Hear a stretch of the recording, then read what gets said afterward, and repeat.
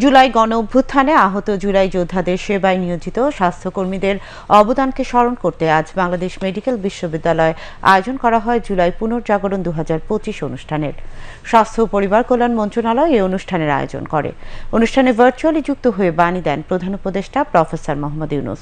তিনি বলেন, জুলাই যোদ্ধাদের চিকিৎসা সেবা ব্যাহত করতে উঠে পড়ে লেগেছিল ফ্যাসিস্ট সরকার, কিন্তু কিছু মানবিক চিকিৎসক ও নার্সদের সহযোগিতায় বেঁচে গেছে অনেক প্রাণ, যা তাদের চিরস্মরণীয় করে রাখবে।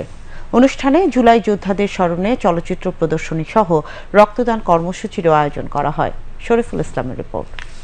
বাংলাদেশের স্বাস্থ্যকর্মীদের অবদানকে ডক্টরস ও হেলথ ওয়ার্কার্স দিবস উপলক্ষে জুলাই পুনর্জাগরণ 2025 শীর্ষক এক অনুষ্ঠানের আয়োজন করা হয় বাংলাদেশ মেডিকেল বিশ্ববিদ্যালয়ের আবু সাইদ কনভেনশন সেন্টারে।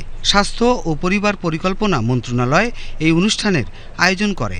অনুষ্ঠানে আহত জুলাই যোদ্ধাদের সেবায় নিয়োজিত স্বাস্থ্যকর্মীদের অবদানের কথা তুলে ধরা হয়। অনুষ্ঠানের শুরুতে ভার্চুয়ালি যুক্ত হয়ে এক বাণীতে প্রধান উপদেষ্টা প্রফেসর মোহাম্মদ ইউনূস বলেন, জুলাই গণ অভ্যুত্থানের মাধ্যমেই সূচিত হয়েছে এক নতুন বাংলাদেশ। নতুন বাংলাদেশ বিনির্মাণে সকলকে ঐক্যবদ্ধ হয়ে কাজ করতে হবে।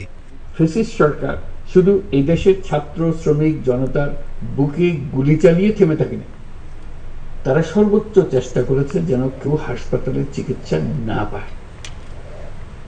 জুলাই আমাদের চিকিৎসক যোদ্ধাদের গল্প, কোন যুদ্ধক্ষেত্রের ডাক্তারদের গল্প কেউ হার মানায়। রাস্তায় ছাত্রদের পিটিয়ে রক্তাক্ত করে মেডিকেলে ঢুকেও তাদের উপর হামলা হয়েছিল। ডাক্তার নার্সদের হুমকি ধামকি নানা রকমের বাধা দেওয়া হয়েছিল। শত শত ছেলে মেয়ে অন্ধত্ব বরণ করেছে, কারণ তারা সঠিক সময়ে চিকিৎসা পায়নি। নির্দেশ ছিল আন্দোলনে আহত কাউকে হাসপাতালে চিকিৎসা দেওয়া যাবে না। আপনারা পেছনের গেট দিয়ে আহতদের গোপনে চিকিৎসা দিয়েছে। হাসপাতালে গ্রেফতার অভিযান চালানো হয়েছিল। সিসিটিভি ফুটেজ, রেজিস্ট্রার খাতা নিয়ে যাওয়া হচ্ছিল। ডাক্তার নার্সরা সে সময় নিজেদের জীবন বিপন্ন করে জুলাই যোদ্ধাদের চিকিৎসায় নিজেদের সর্বোচ্চ দিয়েছিলেন। তারা রোগীর কোনো তথ্য নথিভুক্ত পর্যন্ত রাখেন নাই, কারণ এইসব নথির সূত্র ধরে আহতদের গ্রেপ্তার করা হচ্ছিল। বিনামূল্যে দিন রাত গুলিবদ্ধ আন্দোলনকারীদের জীবন বাঁচাতে আপনারা সর্বোচ্চ ঝুঁকি দিয়ে চিকিৎসা দিয়েছেন। 2 চিকিৎসক বোনকে আমরা দেখেছি নিজ উদ্যোগে গ্যারেজের মধ্যে অস্থায়ী ক্লিনিক তৈরি করে চিকিৎসা দিয়েছেন। অনেকে নিজেদের ঘরের মধ্যে অস্থায়ী ক্লিনিক তৈরি করে চিকিৎসা দিয়েছেন।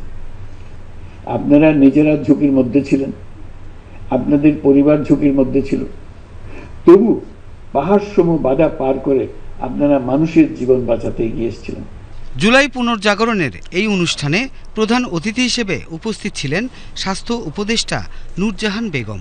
স্বাস্থ্য উপদেষ্টা তার বক্তব্যে বলেন, জুলাই অভ্যুত্থানে মানুষের আত্মত্যাগ চিরস্মরণীয় হয়ে থাকবে। নির্মম এই হত্যাকাণ্ড যেন আর না ঘটে সে বিষয়ে সবাইকে সতর্ক থাকতে হবে। জুলাই আন্দোলনে আহতদের চিকিৎসকরা যেভাবে সহযোগিতা করেছেন তা চিরস্মরণীয় হয়ে থাকবে।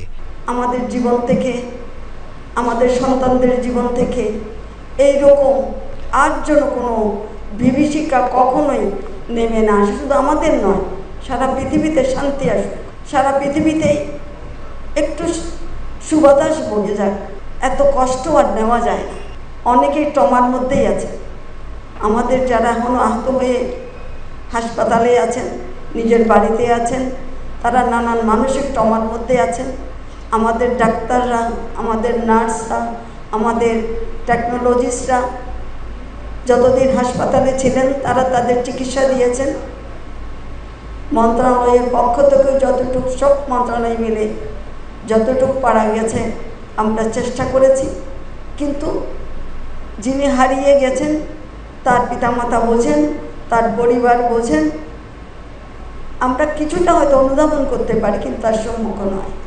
অনুষ্ঠানে মৎস্য ও প্রাণী সম্পদ উপদেষ্টা ফরিদা আক্তার, মহিলা ও শিশু বিষয়ক উপদেষ্টা শারমিন এস মুর্শিদ, প্রধান উপদেষ্টার বিশেষ সহকারী অধ্যাপক ডাক্তার সায়েদুর রহমান, স্বাস্থ্য শিক্ষা বিভাগের সচিব ডাক্তার সারোয়ার বারী, বিএমইউ ভিসি অধ্যাপক ডাক্তার শাহিনুল আলম সহ ঊর্ধ্বতন কর্মকর্তাবৃন্দ উপস্থিত ছিলেন।